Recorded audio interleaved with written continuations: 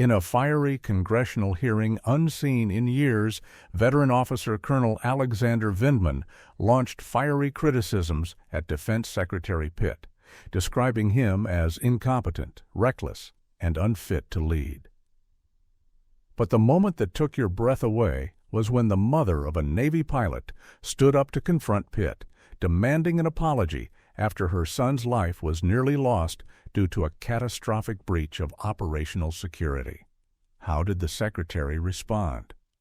With one word that angered millions: "I don't apologize for success." Watch this video to learn all the details, who's standing with whom, and who will bear the consequences. 95% of our viewers are not subscribed. It's free, and it means a lot to us. Just hit the subscribe button and stay tuned. Thank you for your support. Back. Chair now recognizes the gentleman from Virginia, Mr. Vindman. Thank you, Mr. Chair. I ask unanimous consent to submit for the record an article. A distinguished member of this committee, Without objection, so ordered. confirmed that there was, in fact, a pause in offensive cyber operations earlier this year. The SecDef just denied this. This committee deserves to know whether the Secretary just lied.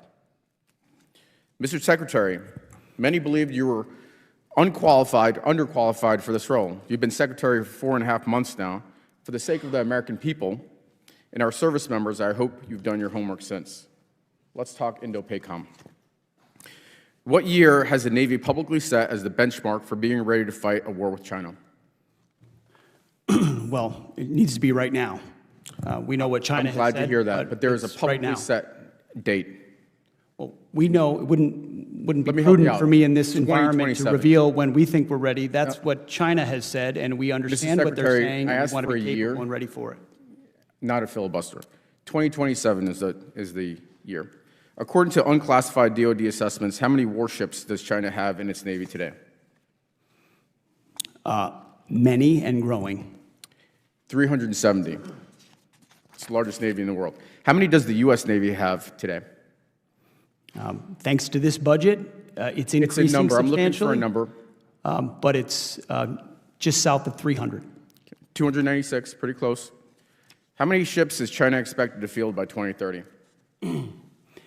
I believe that's a classified number, but it's going to go up DoD at a rapid rate. CMPR report that was released. There's an unclassified number. It's going up at a rapid rate. Let me help you out. 435. Let's see if we do better in EUCOM. What corridor in eastern Poland is vulnerable and a priority for U.S. reinforcements? It connects Belarus to a Russian region. I'm sure you can tell me. I can tell you. It's the Suwalki Gap. Which heavily militarized Russian territory connected the Suwalki Gap? It contains nuclear-capable missiles. It threatens all of NATO. It's right there in the middle of Eastern Europe. I see we're playing a quiz game here. It's ultimately, Kaliningrad thankfully, Oblast. we're getting our NATO allies to step up in their spending to make sure that they can hold the Mr. line. Secretary, I asked you a specific question. Thank you. It's Kaliningrad Oblast. So what percentage of Ukrainian frontline casualties, let's talk drones, are now caused by FPV drones? A very large percentage, and we're studying that conflict closely to understand I hope so. that fact. It's over 70%. And which U.S. service has written doctrine or standardized procurement for integration of FPV drones? That's the Army. I wish that were the case, but actually the answer is none of them.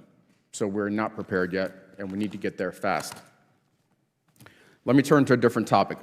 A few weeks ago, when my office opened up in Fredericksburg, I spoke to the mother of one F-18 pilot who flew the March 15th mission over the Red Sea in Yemen that you discussed over Signal. I spoke to her again on Tuesday and asked her if there was anything she wanted me to bring up. She believes that you need to resign. She also had several questions, but one thing, she said she would appreciate an apology for putting classified information. Her son couldn't even tell her where the Truman was going, but into the Houthi PC small group Signal chat that risked her son's life and the mission. Mr. Secretary, yes or no, do you think you owe her an apology? Please make sure to let her know how grateful we are for the skill and heroism of her I am very much grateful. I'm sure everybody in this room is grateful. I'm proud of what her son has done. The question is, do you owe her an apology for your actions? Are you going to be accountable? It was an incredibly successful mission. Her son did great They work. did a magnificent and job. Thankfully, the Houthi campaign was successful. Secretary, I agree with you. Magnificent job. The performance of those pilots and Navy personnel, magnificent.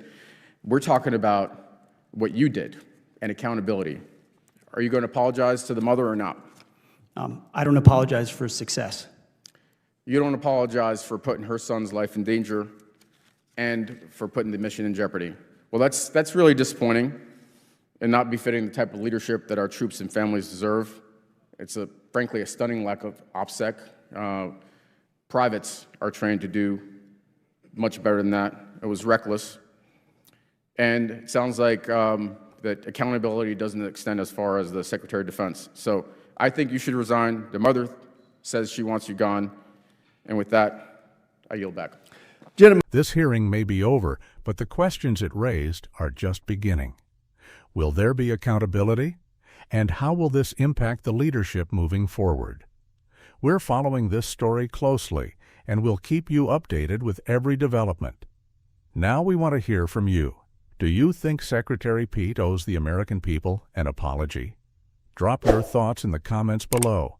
And don't forget to like, subscribe, and turn on notifications so you never miss a story that matters.